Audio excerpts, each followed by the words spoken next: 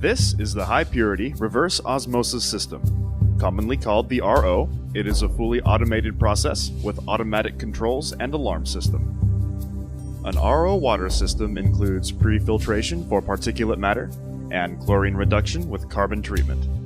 So, what is reverse osmosis? To best understand reverse osmosis, let's first look at normal osmosis. To illustrate, imagine a semi-permeable membrane with fresh water on one side and concentrated solution on the other, such as salt water. If normal osmosis takes place, the fresh water will pass through the membrane to dilute the concentrated solution. In reverse osmosis, pressure is exerted on the side with the concentrated solution to force the water molecules through the membrane to the freshwater side. This retains the salt to give us salt-free water. Particulate filtration at 5 microns is the first step in the treatment process.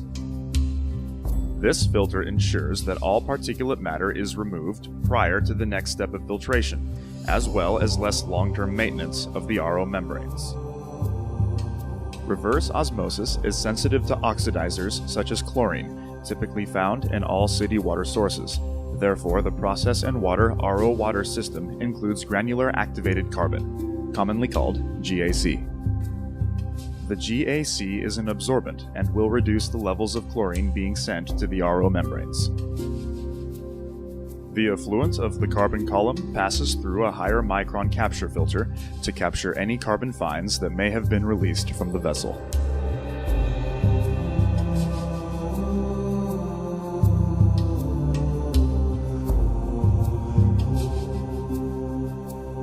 The influent water has been pre-treated and is now prepared to be processed through the reverse osmosis membrane.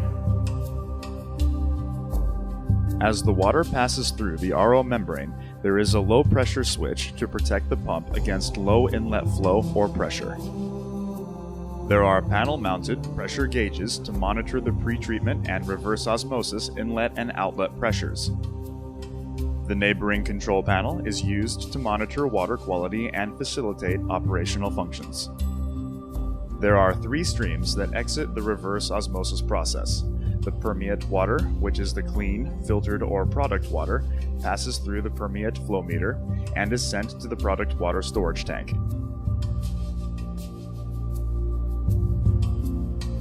At higher salt levels, the concentrate is sent to sanitary sewer, or in some cases non-critical locations for reuse, also known as gray water recycle. In higher water recovery applications, a small percentage of the concentrate water is sent back to the inlet of the RO membrane for recycle. The salt removal reverse osmosis step is complete and the filtered water is stored for distribution and use. The product water is fed from the bottom of the tank to the distribution pump, where it will be post-treated before being fed to the facility points of use. The clean water low in salts, typically stored for a period of time, is a target for bacterial growth. Therefore, the process and water system includes a germicidal ultraviolet disinfection unit for bacteria control. Germicidal UVC light deactivates the DNA of bacteria, viruses, and other pathogens, and thus destroys their ability to multiply, which is critical in any process and lab use environment of RO product water.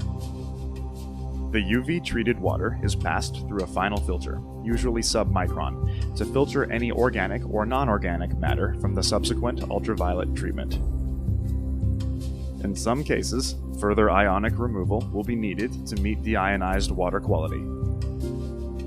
If this is required, Process and Water implements a DI polishing bed containing strong acid cation and strong basic anion resins to remove all remaining ionic constituents in the water.